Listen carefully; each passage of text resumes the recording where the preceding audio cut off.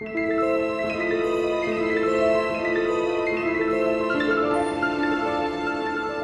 there everybody, Jason here with another review. Today I'll be talking about Cobra Kai Season 6 Part 1, the beginning of the final season.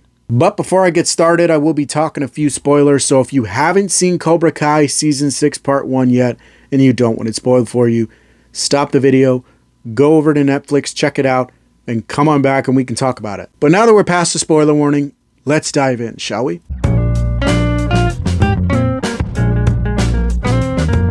We are approaching the final episodes of Cobra Kai ever, starting with these first 5 in Part 1. I gotta say, starting things off, it felt a lot like the early days of the first season, although with a little less tension and a little less drama, at least in the beginning.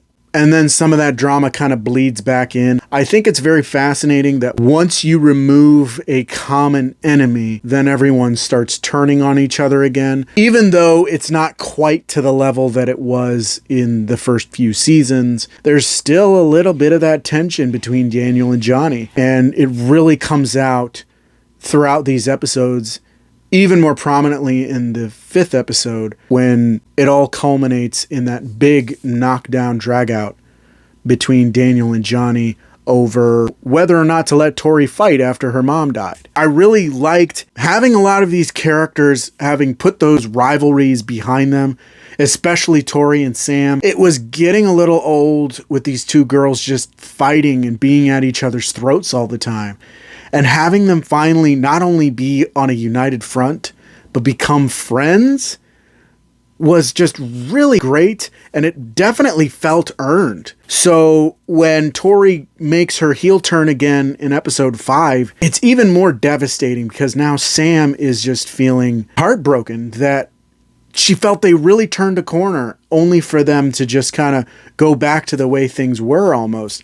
And I really hope that dynamic is explored even further, and maybe there's even some more conflict with Tori in the next 10 episodes as they come out. But we'll see. We'll see how this goes. Having Kreese back in the mix, trying to shake things up with his old master and training those other recruits on the other side of the world. It was just nice to have him do his own thing and kind of lay out this trap for Daniel and Johnny, because they have no idea what's coming. This whole time they have no idea that Cobra Kai is still alive and it's coming back, and even bigger and better than ever. So I thought that was a great idea, just kind of having that happen off to the side for a bit, only coming into play in the final moments of that 5th episode. I'm really looking forward to see how things play out with the Saikai Taikai, especially because things in the beginning felt a little fluffy, and it's great to see everybody getting along, but it just felt a little too corny and a little too cheesy in the beginning. But as you got closer and training for the Saikai Taikai got a little bit more intense, a little bit more of that animosity came back, and it just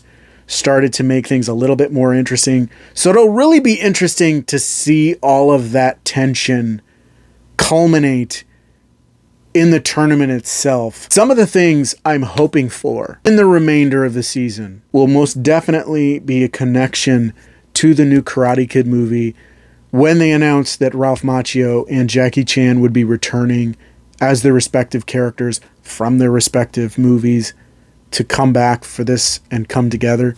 I was really excited. Even though it's been said that this season does not set up that movie, there's got to be at least some way that it sets up Daniel's character going into this new movie. So maybe a Jackie Chan cameo, maybe a connection to Mr. Han. Who knows? We'll see. It's pretty exciting.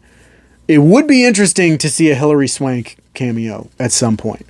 Whether it's just, in the last few episodes or just a brief appearance. Maybe that box of secrets will not only lead Daniel to Hilary Swank's character, but will also lead to Jackie Chan's character somehow. Just the possibilities are endless because of all those little things. And, you know, the connection of having Mr. Miyagi having fought in the Saikai Taikai before was pretty interesting. It kind of helps his discouraging of Daniel using karate to seek the glory make more sense. You know, him trying to pull Daniel back from that. So it'll be interesting to see the ways that that box of secrets plays out in the remainder of this season, as well as many other plot threads. I'm really excited. Overall, I thought this was a pretty solid start for the final season of Cobra Kai. I'm glad that they're doing it in these 3 parts, but I also don't like that they're doing it in these 3 parts. It just feels like just as things were getting going, you had to stop us in the middle and say, see ya in November. It's a little disappointing when Netflix does this part 1, part 2, part 3 sort of thing. But, you know, I really enjoyed the episodes nonetheless. Gets a little cheesy in the beginning, but once things start going and that tension comes back and it becomes even more interesting again, it's got me waiting in great anticipation for part 2 on November 16th, 2024. But that is just my opinion. Let me know what you thought of Cobra Kai Season 6 Part 1 down in the comments. What was your favorite episode? Who are you rooting for to win it all in the Saikai Taikai? I want to hear from you. If you enjoyed the video, don't forget to click that like button. You want to see more videos, don't forget to subscribe. Hit that notification bell so you get updates on all my future videos. You can also follow my social media pages. Links down in the description of this video. Thank you so much for watching. I really appreciate it, and I will see you on the next one. Bye.